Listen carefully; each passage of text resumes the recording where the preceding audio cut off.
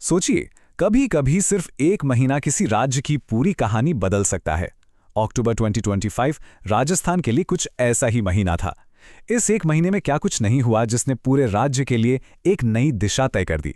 चलिए आज इसी की गहराई में चलते हैं। एक तरफ सफेद सोने का एक बेशकीमती खजाना मिलता है, दूसरी तरफ एक वर्ल्ड रिकॉर्ड बन जाता है और साथ ही वाइल्ड लाइफ को लेकर एक बहुत बड़ी चेतावनी भी सामने आती है। अब ये तीनों बातें सुनने में बिल्कुल अलग लगती हैं ना, पर ये सब जुड़ी हुई हैं और ये सारी कहानियां एक ही महीने में एक ही जगह राजस्थान में लिखी गईं। तो इस पूरी तस्वीर को ठीक से समझने के लिए हम इसे 5 हिस्सों में देखेंगे।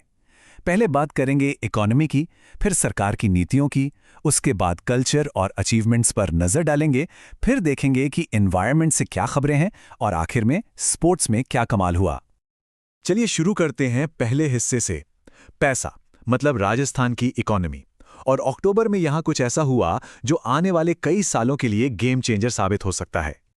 तो ये व्हाइट गोल्ड या सफेद सोना है क्या भला? ये है लिथियम, आज के जमाने का सबसे कीमती खजाना। हमारे फोन, लैपटॉप, इलेक्ट्रिक गाड़ियां, सब कुछ इसी पर तो चलता है। और सोचिए, इसी का एक बहुत बड़ा भंडार मिला है, वो भी राजस्थान में। जी हाँ, ये मिला है नागौर की रेवंत डुंगरी पहाड़ियों में और सरकार ने फटाफट इसकी नीलामी भी शुरू कर दी है। अब इसका मतलब समझिए, अब तक हम लगभग 70 से 80% लिथियम चीन से इंपोर्ट करते थे। मतलब हमारी ज़रूरतें दूसरे देश पर निर्भर थीं। ये खोज, ये सीधा सीधा भारत को आत्मनिर्भर बनाने वाला एक ज़बरदस्त कदम है। अच्छा, अब जरा इस नंबर पर गौर कीजिए। 97,000 करोड़ रुपए से भी ज्यादा। इतनी बड़ी रकम, ये है क्या आखिर? यह राजस्थान की एक साल की एक्सपोर्ट से हुई कमाई। और कमाल की बात यह है कि सिर्फ 2 साल के अंदर 16% की ग्रोथ।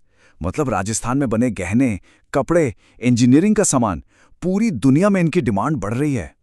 इकोनॉमी की बात तो हो गई, पर सरकार सिर्फ पैसा कमाने पर ही ध्यान दे रही है या लोगों के लिए कुछ नीतियां और योजनाएं भी बना रही है? चलिए अब इस पर नजर डालते हैं। यहां बात हो रही है रेगिस्तान के जहाज यानी ऊंट की। देखिए, हुआ ये कि करीब 11 साल पहले ऊंटों की घटती संख्या को देखते हुए सरकार ने उन्हें राज्य से बाहर ले जाने पर बैन लगा दिया। मकसद अच्छा था, पर इससे ऊंट पालकों की कमर टूट गई। फाइनली 11 साल बाद सरकार ने इस बैन को हटा लिया है। अब आते हैं युवाओं पर। उनके स्किल्स को बढ़ाने के लिए एक नई स्कीम आई है, पीएम सेतु योजना। इसका मॉडल बड़ा इंटरेस्टिंग है, हब एंड स्पोक मॉडल। मतलब देश के 200 मेन आईटीआई हब बनेंगे और वो अपने आसपास के 800 छोटे आईटीआई, जिन्हें स्पोक कहा गया है, उन्हें गाइड करेंगे, सपोर्ट करेंगे। और राजस्थान के लिए इसमें अच्छी खबर यह है कि भरतपुर का जो आईटीआई है, उसे पूरे राज्य के लिए हब बनाया गया है। यानी भरतपुर अब स्किल डेवलपमेंट का एक बड़ा सेंटर बनेगा, जिससे पूरे इलाके के युवाओं को फायदा होगा। चलिए अब जरा इकोनॉमी और पॉलिसी से हटकर बात करते हैं राजस्थान की असली पहचान की, उसके कल्चर, उसके लोगों की और उनकी अचीवमेंट्स की। और इस महीने तो यहां कमाल ही हो गया। 222 फीट, क्या हो सकता है ये? किसी बिल्डिंग की ऊंचाई? नहीं, ये ऊंचाई थी कोटा में दशहरे पर बनाए गए रावण के पुतले की। इतना ऊंचा कि इसने सीधा एशिया बुक ऑफ रिकॉर्ड्स और इंडिया बुक ऑफ रिकॉर्ड्स दोनों में अपना नाम दर्ज करा लिया। रिकॉर्ड्स के अलावा सिनेमा में भी राजस्थानी टैलेंट का जलवा रहा। 13वें राजस्थान फिल्म फेस्टिवल में फिल्म हुकुम बेस्ट फिल्म बनी और म्यूजिक की दुनिया के बड़े नाम दिलीप सेन जी को लाइफ टाइम अचीवमेंट अवार्ड दिया गया। अब एक बहुत ही जरूरी मुद्दे पर आते हैं, एनवायरमेंट। यहां अक्टूबर के महीने में एक तरफ उम्मीद की किरण दिखी तो दूसरी तरफ एक बहुत बड़ी चिंता की खबर भी सामने आई।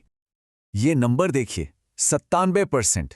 ये कोई इलेक्शन का रिजल्ट नहीं है, ये एक खतरे की घंटी है। ये आंकड़ा है लेसर फ्लोरिकन यानी खरमोर पक्षी की आबादी में आई गिरावट का। जरा सोचिए, जहां 5 साल पहले 39 मेल बर्ड्स थे, आज सिर्फ एक बचा है। ये सच में एक सीधी सीधी वार्निंग है हमारे लिए। पर जैसा मैंने कहा, एक अच्छी खबर भी है। इसी चिंता के बीच अलवर में राजस्थान का पहला नमो बायोडाइवर्सिटी पार्क शुरू हुआ। एक छोटा ही सही पर बहुत जरूरी कदम। और अब आखिर में चलते हैं खेल के मैदान की तरफ और मिलते हैं राजस्थान के उन चैंपियन से जिन्होंने देश का नाम रोशन किया। दिल्ली में हुई वर्ल्ड पैरा एथलेटिक्स चैंपियनशिप। यहां जैवलिन थ्रो में राजस्थान के 2 सितारों ने चमक बिखेरी। करौली के सुंदर गुर्जर और झुंझुनू के संदीप चौधरी दोनों ने सिल्वर मेडल अपने नाम किया। और सिर्फ एथलेटिक्स ही नहीं, शतरंज में भी कमाल हुआ। उदयपुर की एक छोटी सी बच्ची कियाना परिहार ने वर्ल्ड कैडेट चेस चैंपियनशिप के अंडर 10 कैटेगरी में ब्रॉन्ज मेडल जीता। ये उनका 8वां इंटरनेशनल मेडल है। कमाल है।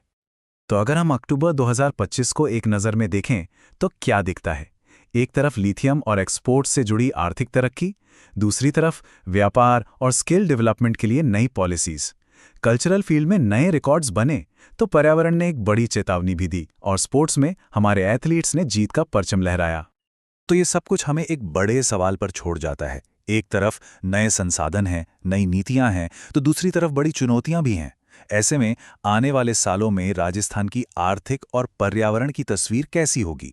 क्या डेवलपमेंट और नेचर के बीच एक बैलेंस बन पाएगा?